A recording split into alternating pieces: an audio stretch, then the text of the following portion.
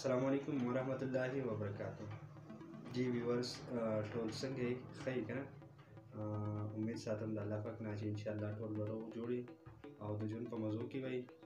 او چې څوک بیماران دي نو الله پاک د هغو له روغ صحت ورکړي. بس زموږ دغه دعا ده چې څوک هم بیماري نو الله پاک د ټولو له روغ صحت ورکړي. جی یو ځل زه ستاسو سره بیا مخاطب یم په یو بله ویډیو کې. نن به زه په کومه بیماري باندې ویډیو جوړم. نو نن زما ټاپک چې دی نو هغه دی ملیریا، کوم چې یو ډېره زیاته خطرناکه بیماري ده او ډېر زیات خلک چې کوم دی نو د دې بیمارۍ په وجه باندې اکثر چې کوم دی نو د هغو مرګ واقع کېږي او یو ډېره زیاته اهم بیماري ده. خاص کر زموږ سایډ ته ډسټرکټ دیرافر کې دا یو ډېره زیاته دغه بیماري ده، کوم چې ډېر خلک روډ ته نږدې سیند ته نږدې چې کوم خلک نو هغه دې نه زیات انفیکټ کېږي.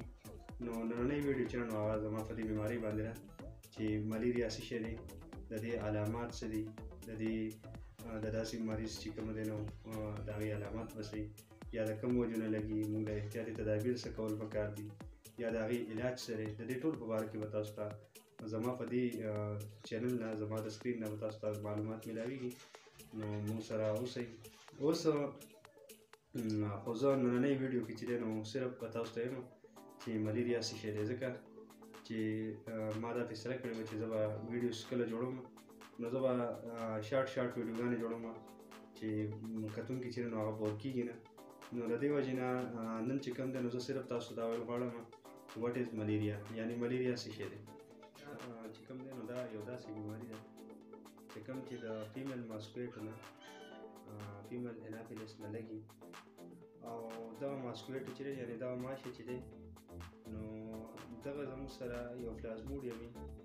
چې هغه کله انسان وچیچي نو دغه پلازموډیم چې نو وردن نه کي انسان ته انجکټ کېږي، مطلب انساني وینې ته یې وردن نه کي او د دغې نه بیا دا مرض چې نو دا لګي. دا یاد ساتئ چې دغه پلازموډیم چې کوم دی زموږ سره تقریبا 100 ټایپس لري او کوم چې انسان باندې کوم ملیریل کوم پلازموډیم اټیک کوي نو د هغې زموږ سره تقریبا 15 قسمونه دي چې هغه په انسان باندې هغه پلازموډیم هغه 15 قسم پلازموډیم چې دی نو د